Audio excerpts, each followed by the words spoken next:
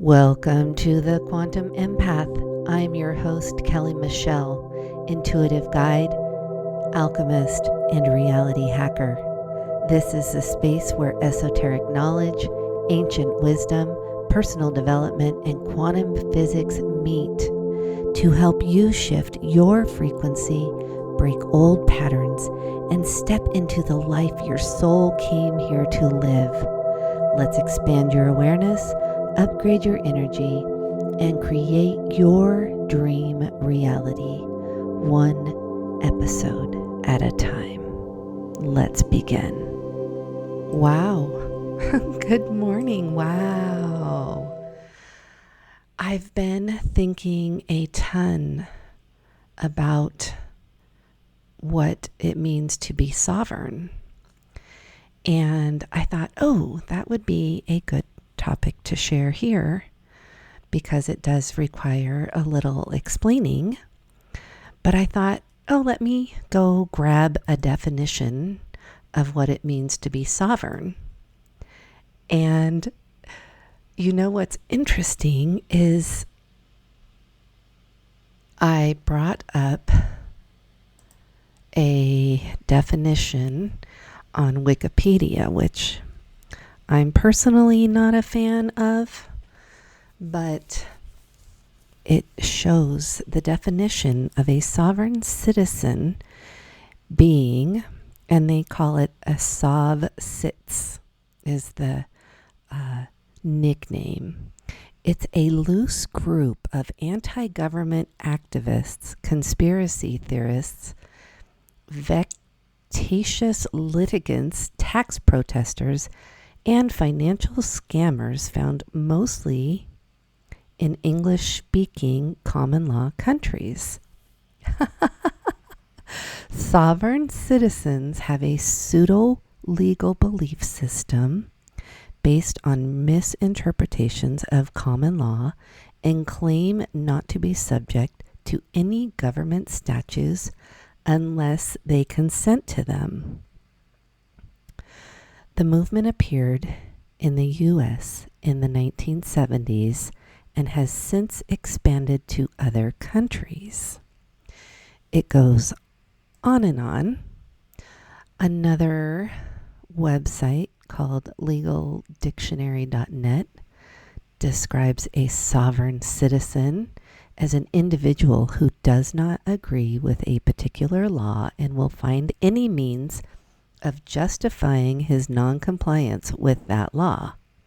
An example of a sovereign citizen is someone who refuses to pay his income taxes and then presents, quote, evidence as to why he should not have to pay them. Now, I don't know who comes up with these definitions, but upon further exploration using ChatGPT describes a sovereign individual as someone who recognizes that they are the ultimate authority over their own interworld choices and lived experience. It's less about power over anything external and more about self-ownership.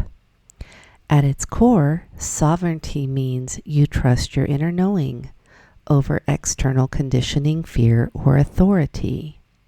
You take responsibility for your emotions, healing, and choices without shame or self-punishment. You live from alignment rather than obligation. A sovereign human tends to respond instead of react. They have a regulated nervous system over survival mode. They set clear boundaries without needing to justify or explain. Discern information instead of blindly accepting or rejecting it. A sovereign human acts from values and intuition, not programming, trauma, or people-pleasing. And they allow others their own path without needing to control, fix, or convince. okay, that is a definition I can stand behind and claim my sovereignty. I claim to be a sovereign human. The reason I claim that is because I think for myself. I see the programming that society puts on us. I see the way that we are peer pressured by society to act in accordance with what somebody else is saying is best for me or my family, rather than going along to get along. I used to do that. 1992 to 1996, I was in the Air Force. And I had zero autonomy over my body during those 4 years. I was basically owned by the military. And they were able to inject me with whatever they thought I needed at the time. They provided me with my housing. They provided me with my meals. And I was essentially dependent on them for those 4 years for my livelihood. And once you sign your name on that dotted line, it is not easy to get out of. And so I was a good little soldier. So when COVID came along and there was all the discussion of masks and vaccines and all the suggested practices that went along with that period in time. And I don't know, but I was at a place in my life where I was like, this seems really weird. This seems really weird. I was watching all kinds of information about it, and I saw that all of a sudden, people were dying of a sickness, even though they may have died from a car accident, or maybe they died during surgery. But everything at that time that I was listening to was talking about all these people who were dying from COVID. And I don't even know if I'm allowed to say this, honestly, but I'm going to try. It seemed really fishy to me. And I thought to myself, well, I'm not going to get the vaccine because when I was in the military, I went down a lineup of vaccines and they just shot me in both arms with several guns. And it was awful. In addition to that, I have done my research. I am personally someone who feels quite affected by what I consider to be a vaccine injury for my son. Because when he was 3 years old, he started complaining about his joints. He would say, "Ouch, mama, ouch." When he hit a balloon or when he sat down, he would say, "Ouch." He could not bend his limbs without pain. And it was really scary. And I had him at the doctor. I took him back to the doctor. He had a really high fever for over a month. And then they sent him down to Stanford. And Stanford was looking to see if he had the markers for an autoimmune disease. And we thought maybe it was juvenile rheumatoid arthritis.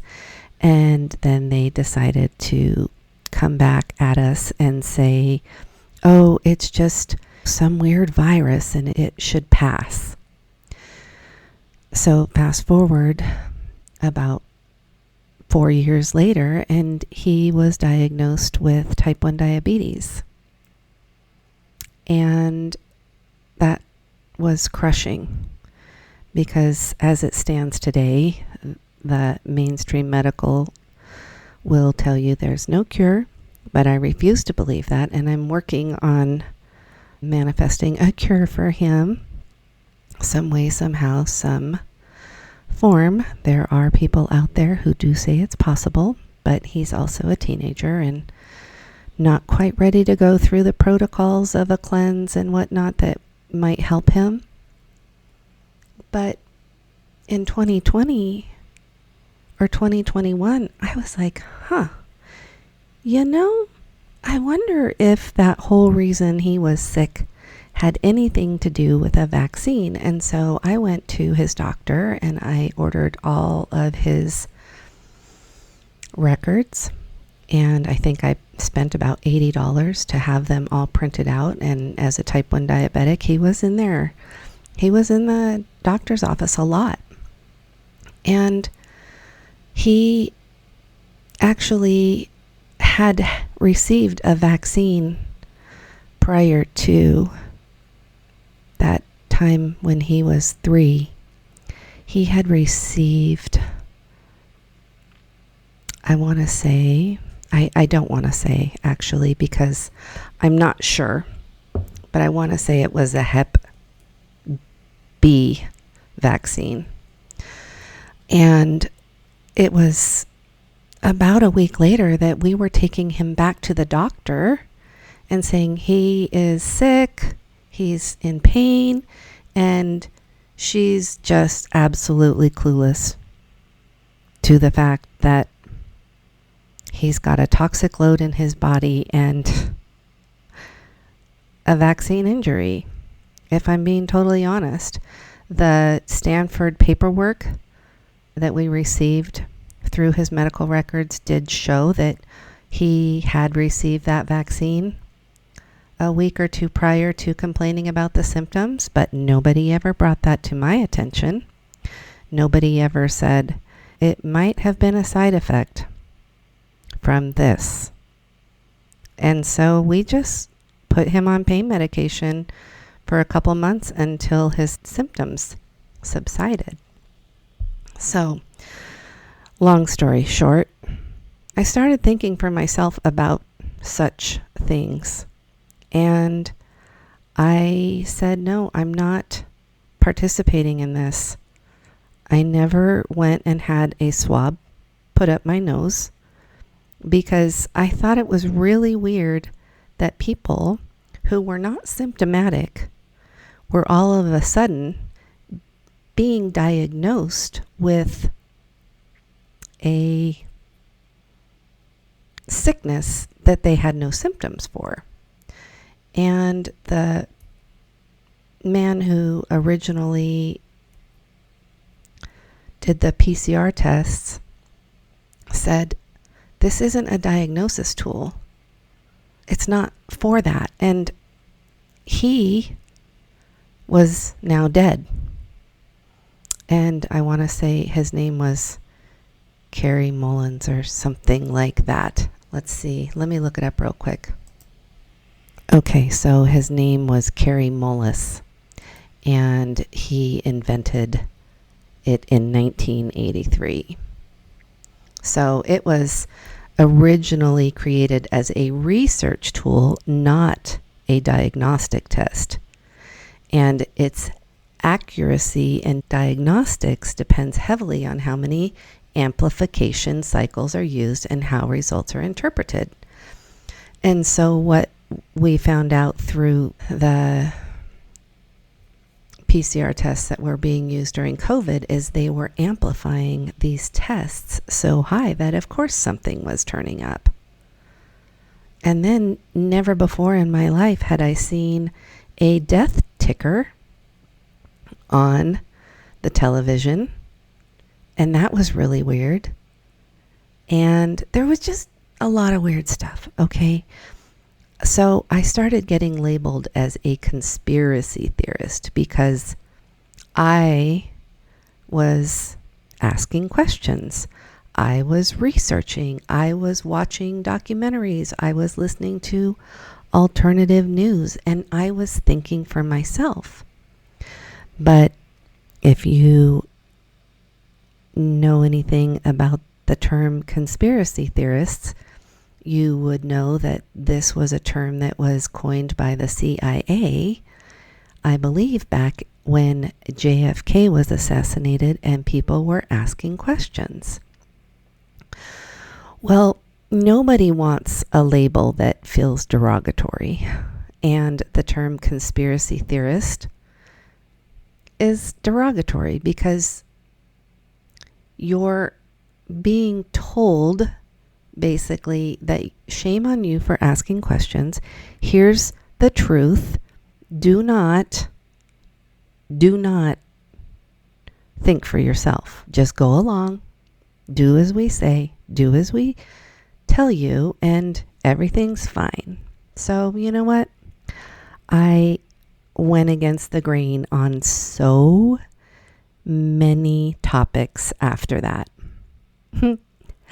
A lot of people on this path woke up to all kinds of conspiracies before I did, but several of the rabbit holes that I went down include 9/11 and JFK and the Las Vegas Route 61 stuff and the Federal Reserve, and that it's not actually a federal organization. I went down all kinds of rabbit holes, and I had heard what I heard most of my life, right? 40 something years in, and I was not ever one to ask questions.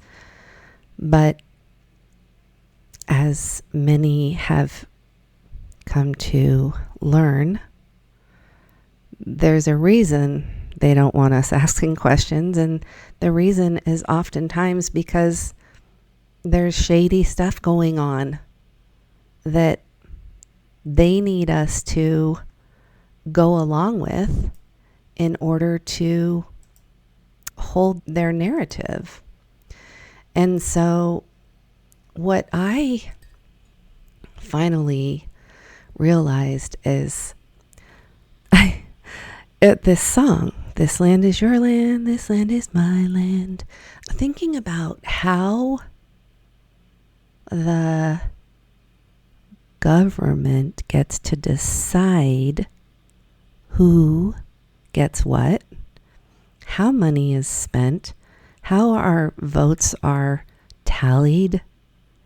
What are we even doing with representatives in office, if I'm being honest? That whole thing feels a little outdated. To send a representative from the state to Washington to vote on my behalf. And I question that because on American Idol, you can vote with your cell phone individually, and they can tally it, and you can have the results within 10 minutes. And here we are acting like we're still on horse and buggy, and we don't have the digital age of cell phones and computers and whatnot. Back in the beginnings of our nation, we used to send a representative from our state who would go put a piece of paper in a ballot box.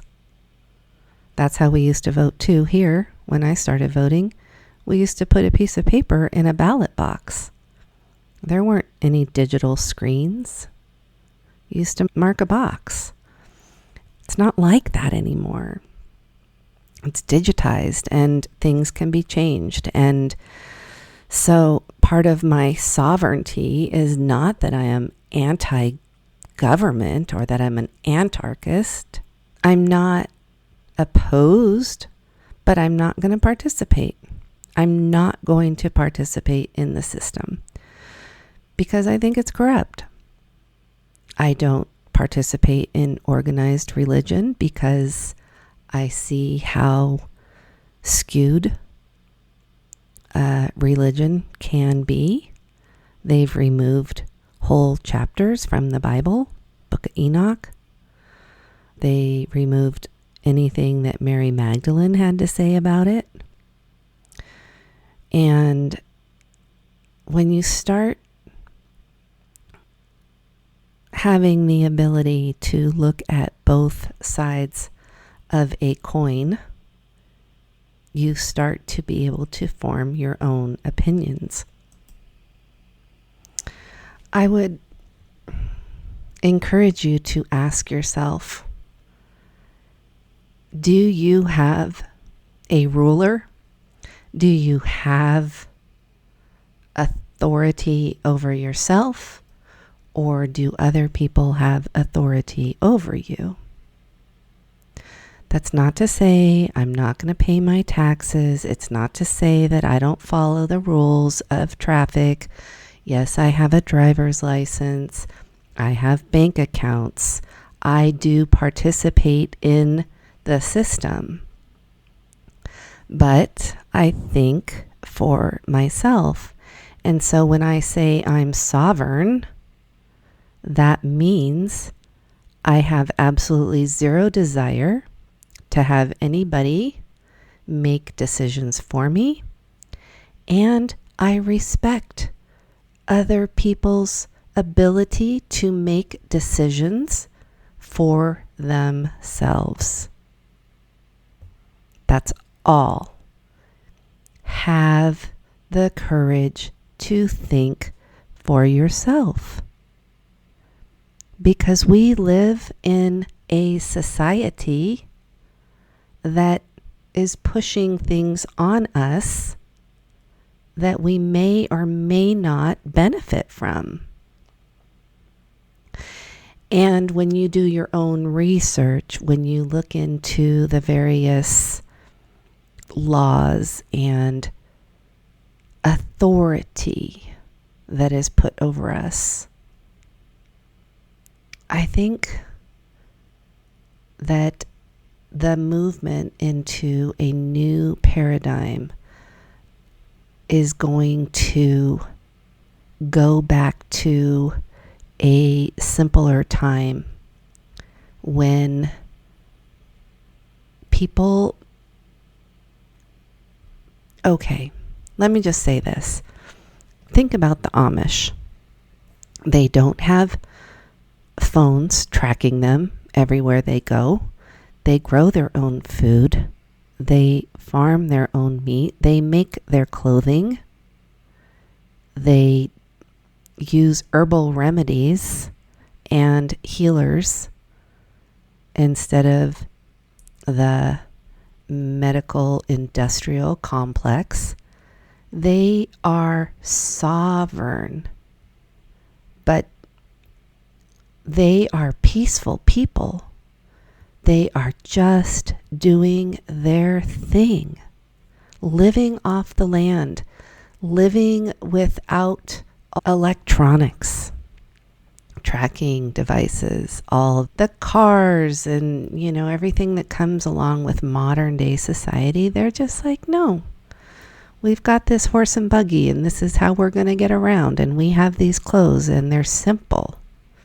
They don't need designer brands and big mansions. They just have a simple life. So if I was going to identify with what I think sovereignty looks like, I would look to them.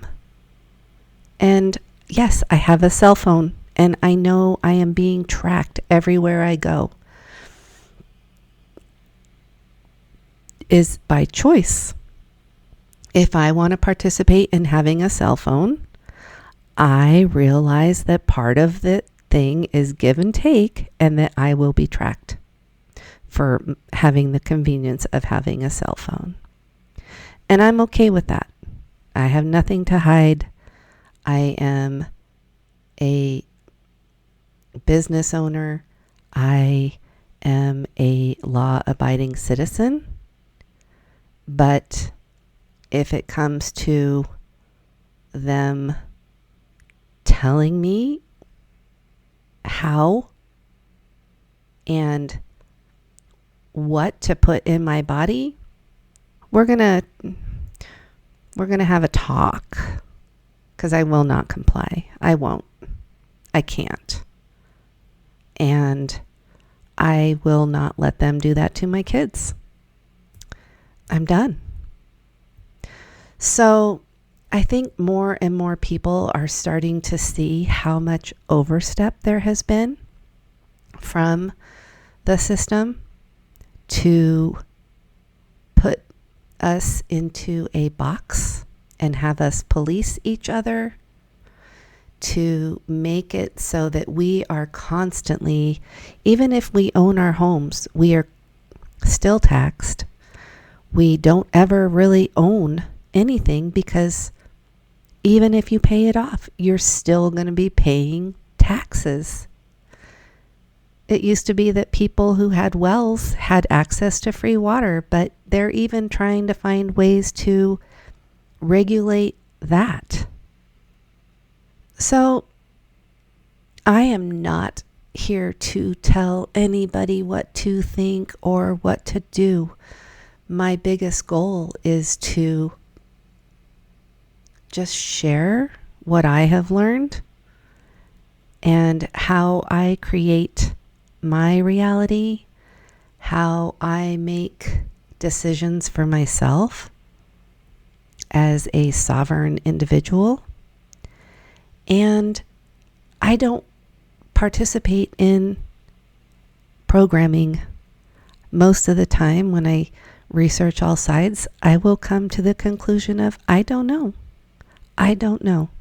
I don't know anything for sure, except for what I have experienced in my own life. That is all. I can only speak from my experiential point of view, and I'm not here to push control or make people think that they have to participate in my offer to have their best life. So, yeah, it's an interesting thing, and it's not easy going against the grain. You know what? Those people, bless their heart, they do the same thing as all the rest of us. They just have a different job title. But they still sleep, they still eat, they still shit. You know? They are humans. And what can I say? I just don't put anybody on a pedestal, nor do I want anybody to put me on a pedestal. We are all just humans. So I think we need to start being better about thinking for ourselves, educating ourselves. A lot of times we finish school and then we think, oh, I'm done learning. I've got my degree. I don't ever need to learn again. But I can tell you, if you finish school and you never learn anything outside of the school system or the college system, you are likely going to only see things from one perspective. And when you empower yourself to do your own research, read books, listen to podcasts, there are people who do interviews on podcasts that it's their life work to know a topic inside and out. And they have done so much research that they can give you a broad view or perspective that will then help you decide, is that something I agree with or do I not agree? And you don't have to agree, and you don't have to not agree. You can be neutral. You can say, I don't know. It's a term that I say because I don't know. I don't know if what I see on TV is real. Have you seen how good AI is lately? I don't know if the elections are rigged. I've seen plenty of information to say that it is, but I don't know. I don't know. I don't know if the earth is flat. I don't know if it's round. I don't know if it's hollow. I don't know if it's even real. A holographic universe. I don't know. So, thank you for being here. What are your thoughts on being sovereign? I do believe as we go into the new earth that more and more people are starting to see the corruption, the lies, the deceit, the way that the system keeps us stuck in a loop of working for the machine our entire lives only to retire and likely die.